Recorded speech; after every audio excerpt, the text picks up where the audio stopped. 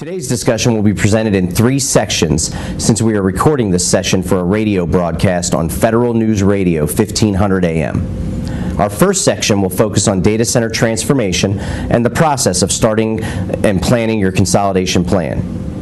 Next, we will discuss the current state of data center transformation among federal agencies. And lastly, we'll explore what agencies have learned from the transformation of the data center based on their experience. Feel free to post questions and comments during the session. We are particularly pleased to welcome our moderator, Francis Rose, host of the In-Depth with Francis Rose on Federal News Radio 1500 AM. Let me turn over the reins to Francis to begin today's discussion. Welcome to the program. Budget pressures across government mean that every dollar gets a name and a purpose, and that any functions that federal agencies can do that will free some of those dollars for other names and other purposes will become more valuable and will become more common. Data center consolidation is a term that more agencies have become familiar with. Through the Office of Management and Budget's Federal Data Center Consolidation Initiative, a number of variables have contributed to successes and, in some cases, to holdups in the DCCI. We'll talk about those today with our expert panel. Darren Ash, the Deputy Executive Director for Corporate Management in the Executive Director's Office and Chief Information Officer at the Nuclear Regulatory Commission. Good to see you, Darren. Chris Howard is Vice President of Federal Sales for Nutanix. Chris, thanks for being here today. Thank you. The Brigadier General Kevin Nally is the Chief Information Officer of the United States Marine Corps. General, thank you very much for coming today. And Fred Whiteside is the dedicated agency data center consolidation program manager at the Department of Labor. Fred, it's good to see you. Let's start with you, Fred. The most important thing that I understand when it comes to data center consolidation and transformation, we'll talk about the difference in that term in a minute, is developing your business plan. How are you going to proceed? What do you want your enterprise to look like at the end, and how is that different from where you start? Talk about how that worked at the Labor Department. Well, I think the Department of Labor faces the same challenges that a lot of larger departments do. We have agencies that have disparate missions, and every agency pretty much has its own IT resources and functions. Coordinating all of those and moving them in the same direction and preparing them for this sort of a transformation is probably the biggest challenge. What we did at the Department of Labor is we focused on our local areas first, then the metropolitan area, and then we took a larger look at what we have nationally. Of course, that's a longer term focus, and I think this program will probably run its full course that the procurement was intended to, which is probably about 7 years. Mm-hmm. Yeah. The geographical approach was one of a number of choices you could have taken. Why did you go that way? Just because you had folks here in D.C. that would be going to be easier for you to perform oversight, other issues? Well, fortunately, a large part of the Department of Labor's resources are here locally. So the larger bureaus and some of the larger data centers are in this area. Obviously, it's Washington, D.C., so we're headquartered here. But we looked at logistics such as disaster recovery and establishing a presence there as well. So there were a lot of things that obviously went into that decision. Mm-hmm. But of course, this is where it all begins, and this is where it starts. Yeah. Darren Ash of the Nuclear Regulatory Commission, talk about the development of your business plan, not just the questions that you asked and that you wanted answers for to determine what the enterprise transformation would look like, but the stakeholders that were involved. And were there some folks involved that maybe one wouldn't think this is someone who's going to be integrated into a data center consolidation initiative? Yeah, that's a great question. Actually, I'll answer it 2 ways, Sure. Francis. When we initiated, we're obviously a different type of agency than obviously the Marine Corps or the Department of Labor, much smaller footprint, number of offices, organizations. What was interesting and unique for us was an opportunity where we were constructing a new headquarters building, seeing that as an opportunity to address some antiquated activities, an old data center, to be able to consolidate, to be able to save resources, and obviously do it in a much greener fashion. other reasons in terms of a business case that rose to the top in terms of why this was important to us. So it was a unique opportunity, one that we wanted to take advantage of. What that factored into is who are all the different stakeholders, your second question. Obviously, the business system owners, those that have systems and applications residing in the data center, wanting to make sure that are we going to migrate, are we going to do things right, because this is more, and was always intended to be more than just what we coin as a forklift, move servers to a new data center. It presented opportunities to think differently about how do we host, how do we house, and the type of equipment we want to use. We needed to and have to include those individuals in the planning process. General Nally, you have unique applications in the Marine Corps, at least as far as this panel is concerned. No other warfighters sitting with us today. What kind of difference did that make as you strategized your data center consolidation initiative? Francis, first, as you're all aware, we're unlike most of these gentlemen here too. We don't make money. We're warfighters first and foremost. So we look at the difference between effectiveness and efficiency. We have to be effective first, and then be as efficiently as we possibly can. Right. But what we looked at was we decided a few years ago to build out our own private cloud in Kansas City, Missouri. We call it McKeats, the Marine Corps Enterprise IT Service Center. We've got a little over 17, 18 applications programs in there right now, and we're taking an approach to consolidate apps and programs spread out throughout the Marine Corps. So Kansas City will be our federated approach, and then we have what we call 8 MITCs, which is a MAGTAF, Marine Air Ground Task Force, IT support centers located throughout the United States, Okinawa, Hawaii, and one in Europe. And we're going to so the federated piece will be in Kansas City. The distributed piece will be out to those MITCs, and then the deployed piece will be out to our Marines aboard naval vessels, amphibious ships, or the forward operating bases in Afghanistan. But again, we're war fighters first and foremost, so we concentrate on consolidating and making sure that the Marines have access to those critical command and control warfighting platforms that they need at the right time. Chris Howard of Nutanix, the stories that you hear on our panel today, how are they similar to or different than the people that you work with all across the federal government who are dealing with this same issue? I think at the end of the day, pretty much everyone's story is similar outside of people having different apps like the Marine Corps versus the Department of Labor or something in that nature, but they all have the same dilemma. You know, how do they reduce the overall footprint from a number of data centers while at the same time not just doing a forklift, a move, as Mr. Ash said? That's kind of the inefficient way to do it, in at least my opinion, and I'm sure a lot of people would agree, some would disagree, but I think we have to figure out how to streamline the support and operation and maintenance of these data centers, reduce the overall footprint, but at the same time, you cannot eliminate the effectiveness of what you're delivering as either a mission critical application or a nuclear type of application. So you have to remain effective, but we have to figure out how to do more with less, right? The government has overall less money, but the requirements aren't shrinking. The requirements are growing every day. So how do we reduce the overall footprint, but still maintain the support and effectiveness of what we're delivering as a mission critical application? So I think it's all the same. Each one's got its own uniqueness, obviously, when you drill down into the applications, but the methodology behind it is always very similar. Well, Chris, the title of our conversation today is interesting to me because it uses the term data center transformation rather than OMB's data center consolidation. And Darren, it sounds like that's kind of the attitude, at least, if maybe not the name, that you took when you had this opportunity to transition from one location to another.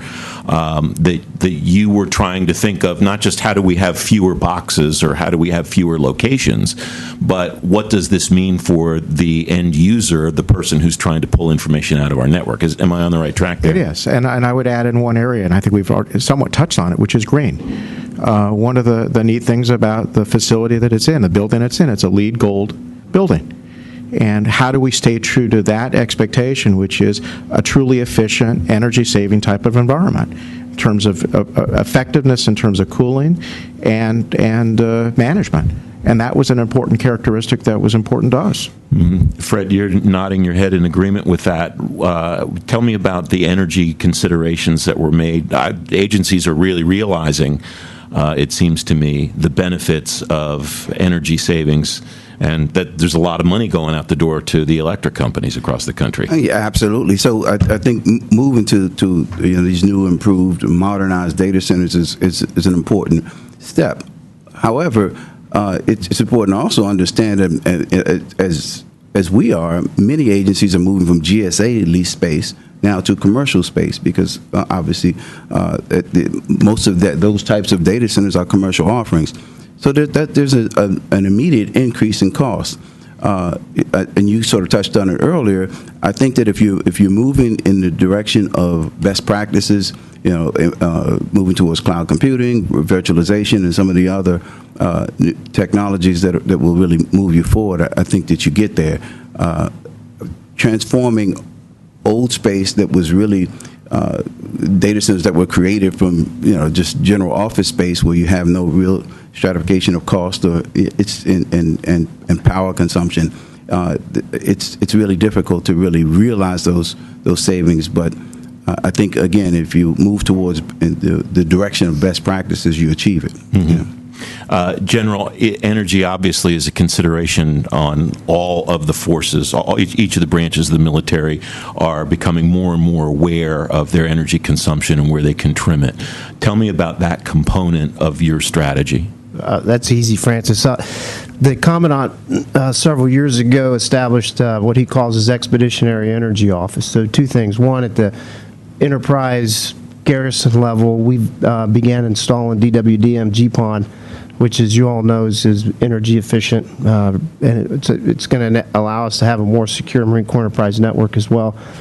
But additionally, as part of his office, all deputy commandants have been tasked and look at ways to save energy, and his office experiments with energy efficient types of devices. For example, I'll talk from an IT perspective, and they do these tests out in 29 Palms usually. But for the radio operators, a radio operator that carries a pack and carries a radio into combat, for example, I'll use Afghanistan, 2 lithium batteries, so one in the radio, one in the kit, his pack. That takes weight, and normally on a 3-5 day patrol, you're carrying more than 2 batteries. You're carrying 5, 6, 7 days worth of batteries, which the more batteries you put in your pack, the less food or water or medical supplies or bullets that you can put in your pack. What the Commandant's office did was develop a solar panel. It's very, very small, and they use these in Afghanistan now, where instead they take one battery and put it in the radio, one battery in the pack, and the Marine carries this solar panel. So when he has downtime, he'll recharge the batteries. So not just more energy efficient, but the biggest key that I stress on that is it's saving lives, because you don't have to have Marines get in a helicopter, get in a truck or an MRAP or a Humvee and drive out to these positions in the remotest parts of Afghanistan to resupply them with batteries. So that's the key, is that the Marine commanders are telling me it's saving lives. Chris Howard of Nutanix, the intersection of data center transformation and some of the other trends that we've already talked about, cloud computing and so on. How tightly knit are they together, or how desegregated are some of these other things that people are focusing on? I mean, I think they're all pretty tightly knit. I mean, when you look at cloud computing or virtualization, moving to virtual desktops, some of the big data things that are going on, obviously those are new and innovative approaches to do business differently than you've done it in the past. You know, cloud computing, whether it's private cloud or public cloud, there's efficiencies not only from a application delivery, but a power, cooling, manpower perspective. So in my opinion, they're all very, very interconnected. I don't see them as these silos of activities. You know, once you decide to transform your data center, it's not just shrinking my footprint. I mean, that's one aspect of it, but there's efficiencies that can be had across the board, from how do you deliver the applications, who's consuming them, where they're consuming them from, is it private, is it public, are you virtualized 100%, 50%? These are all thoughts that go into your overall transformation agenda. So if they're not tightly coupled together, then you're probably going to miss out on a tremendous amount of efficiencies. Darren, you're violently nodding your head in agreement there. I absolutely agree, and I think think some of the foundational, actually all the foundational work that we're doing is a precursor and a transitional activity to support our move to the cloud.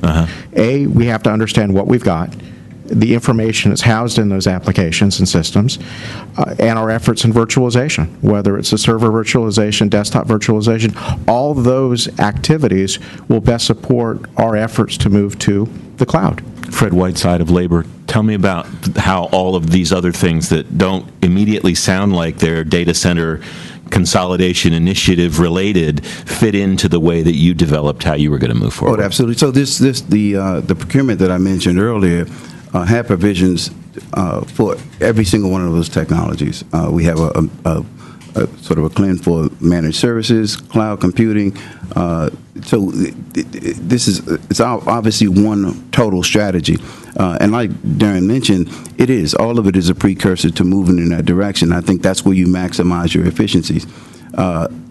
It's a heavy lift. I mean, to move from where we are currently directly to the cloud. And I think in the early days of cloud computing, we thought that we could move much more efficiently in that direction than we actually can. It's a big ship that turns slowly, as you've heard the phrase used. But I think that most of our agencies have really begun to realize that this is a systems, applications, and capabilities approach to migration, and not a forklift, as Darren mentioned. And most of I know ours was, these procurements were really written in a sort of a forklift fashion. But I think federally, across the entire federal government, we're really beginning to rethink that and take a different approach. Is that just from the operational perspective that you think that is driving that? People are having the experiences that you've had, said, wait a minute, maybe we should do it differently? Or is there something else behind that, do you Sure, think? And I think it is because once we really got under the covers of this thing, we realized that it's sort of the iceberg, right, with bigger in the bottom and very little on top, what's visible. And it's just, I think, dynamically, as we move through this, we realize that it's just a much more efficient way. And it's also an opportunity to look at across your enterprise and look at the systems and services that you have, and take a second look at them and possibly upgrade, decommission, or find some that are really prime candidates to move to the cloud. So we're doing all of those things and making that analysis sort of on the fly as we approach migration. Chris Howard, just a minute or so left in this part of the conversation, but as we talk about the business plan, the preparation for this data center transformation, what are the 1, 2, 3 things that you see agencies do that either really help them long-term to actually execute, or hold them up where they wouldn't need to be held up? I think for the most part, there's a couple things. One is first to assess what you have and come up with a proper list of what you can kill from an application perspective, what you can hold on for a little while, and what you will never decommission. Because if you want to create efficiencies and move to the cloud, you have to know what really is necessary from a day-to-day perspective to run our business. Right, eliminate the duplication of efforts that are existing in the environment. So I think the assessment piece is first. Secondly, I think it's virtualize.